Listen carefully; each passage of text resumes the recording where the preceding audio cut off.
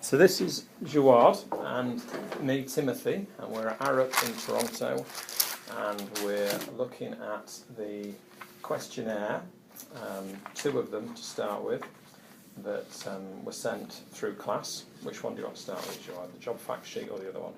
Let's do the job fact sheet. So the job fact sheet from the University of Alberta. So, working title, I guess would be the first place to start.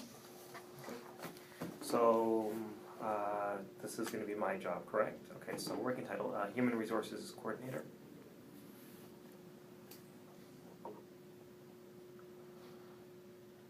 Within the Human Resources Department, Correct, yep. which is how many people? In Canada, it's 2. And the Americas? In the Americas, we're looking at about 12. Okay. Your standard hours of work, number of hours? So weekly is 37 and a half. So it's Monday to Friday, 9 to 5. With an hour for lunch? Yes, that's correct. But no breaks, official breaks, morning or afternoon? No, there's nothing very official. Okay. If you want, you can take your breaks. And your supervisor's name is? Paula Balfort. And her job title is? So she's the HR manager and international mobility partner. Okay. And you've been in the role since when? 2012, January. And you joined as Human Resources Coordinator? That's correct. Yeah, so it's been the same job title throughout? Yeah.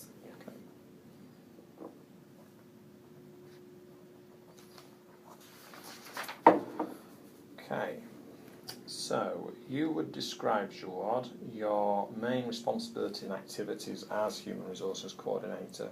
You're doing what? Okay, so I kind of do a bunch of things all at once, but some of the main duties that I can remember off the top of my head is basically reviewing payroll, biweekly payroll for Toronto, Montreal, St. John's, and Calgary. And that happens on a biweekly basis. We also I do a new hire orientation.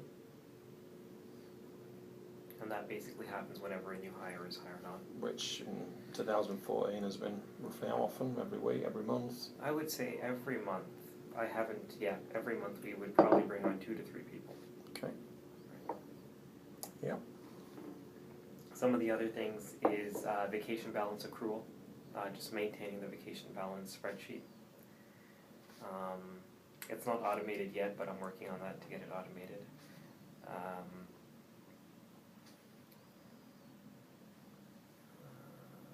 So we have new hires.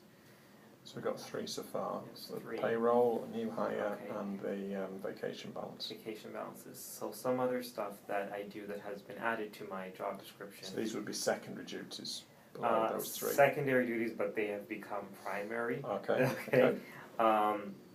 I do the recruitment for, all grad recruitment. So graduate and intern recruiting is done by me, so for the country.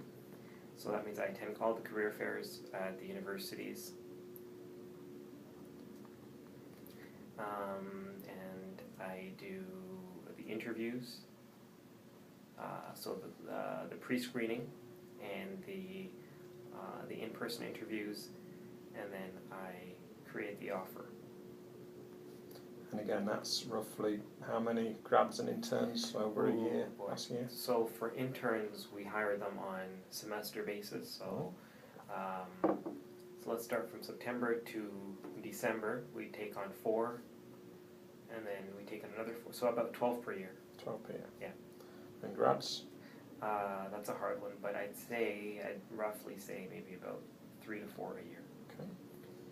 Yeah. Okay. Okay.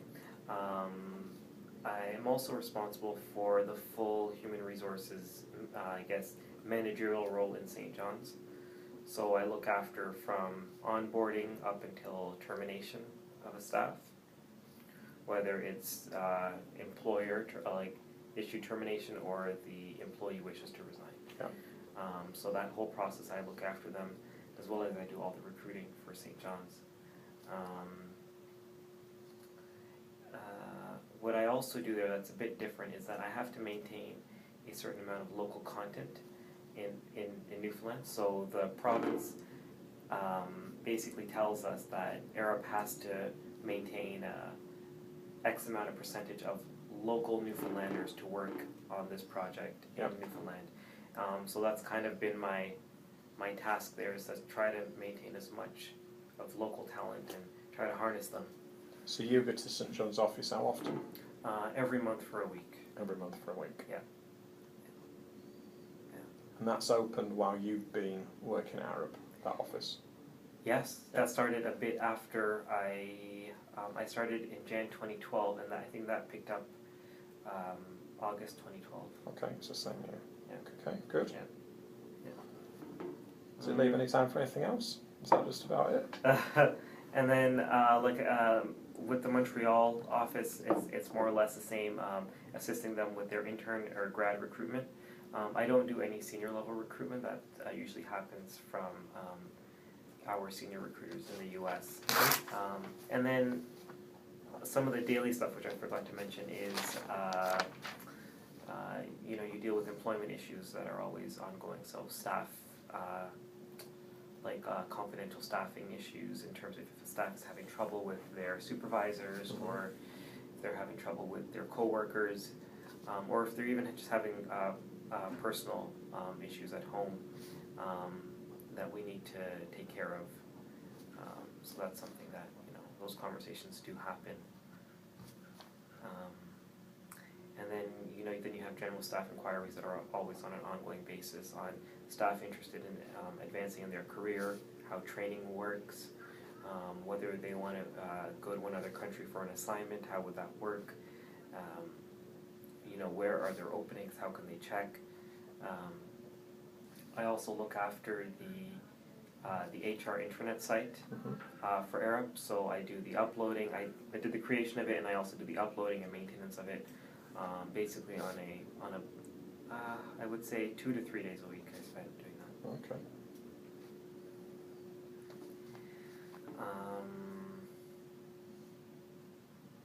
I think that's it for now. That'll do for a start. Okay, I'm sure there's more, but Yeah.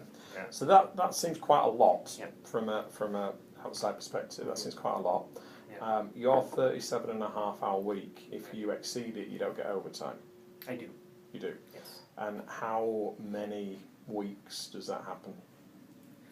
Okay, when I'm in St. John's, overtime is I usually put in about 12 hours per week when I'm in St. John's, because So over that week, yeah, you it's do 12 hours. hours, so you do 49.5 hours. Yeah. Let's say. Okay. Right, so it's 12 extra hours. Because you've nothing else to do when you're in there. Right, well, exactly. When you're in Newfoundland, Yeah. there's really nothing much to do. Yeah. So I tend to do more overtime there because I get to try to catch up as much as I can. Yeah. For Toronto and Montreal, as well as look after anything that's St. John's pending. Another thing that I wanted to mention, if you want to go back to the job description, is I administer the whole RSP program, our pension program with Arup. So basically, from start to finish, calculations up until if an employee decides to resign or we let them go, up to that point. So Okay. yeah. So go back to overtime when you're in Toronto, the 3 weeks out of the 4 Probably an hour or two. per week, or Yeah. over the whole month No, per week. per week, an hour or 2 per week. Yeah. Okay. Yeah. So you joined Arup. This was your first permanent Correct. job, Yeah. and so your education before, not everything, but your last qualification, Recent. highest qualification is what? It's from York University. I did my bachelor's in human resources. HRM. is it? HRM. HRM. It's BHRM. Yeah. And that was completed what year? 2012. No. 2011. 2011. Yeah. Okay. And prior to that, college? Yeah, I did a college diploma at Humber in business admin. And prior to that, school. Yeah, and that was my high school. Yeah. Okay. And had you done any internal work experience work before Arup? Yeah. So I did a human resources internship. I was I think it was, they call it it was a payroll assistant at a company called SimCorp. And Is that SYM? SYM, yeah. They did invoice processing. Mm-hmm. So for like big companies like TELUS and Rogers, they would do their basically printing of their invoices, Yeah. Database management. Okay. Yeah. Okay, so going on to the sort of more challenging areas, let's call them. You've got in front of you and look at number 6, Independence of Action Initiative. So over a week, and I guess from what you've told me, St John's will be different to when you're here. Yeah. But what sort of decisions and recommendations do you make independently, and which do you seek Paula or someone else's input to? So what sort of decisions are you responsible for solely, and what sort of work are you getting involved with that you perhaps seek approval for a decision? Where does your responsibility Yeah, begin and end? I'm just trying to kind of gauge that. Okay, so this is St. John's aside, or do you want? Well, I guess it's two Yeah. answers: St John's and Toronto. Okay, so when it comes to Toronto, the only things I will have to ask Paula for approval for is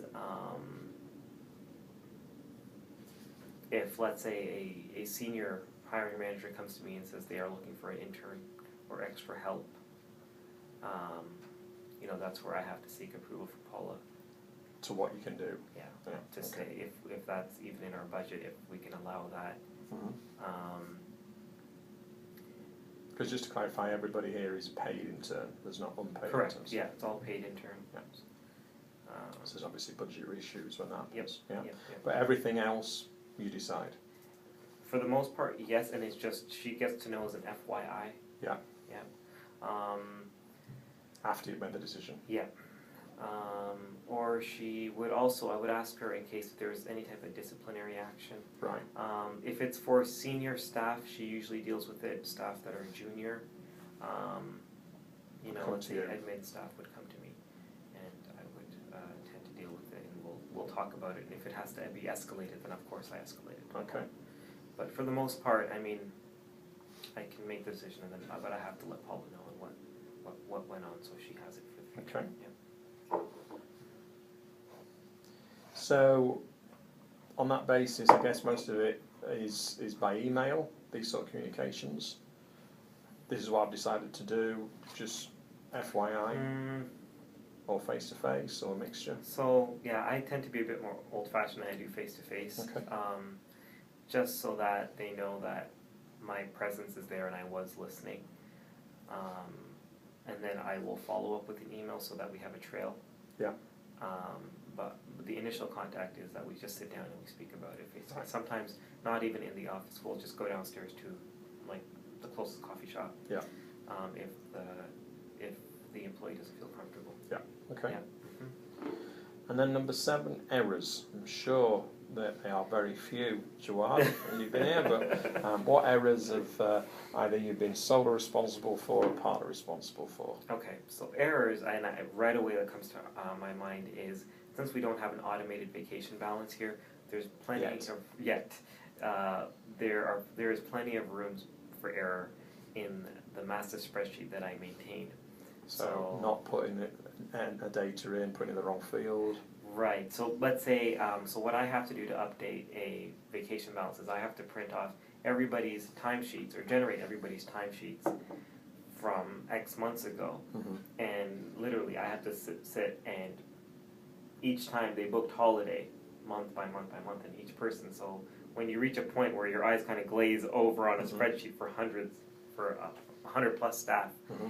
you tend to get a bit, oh, okay.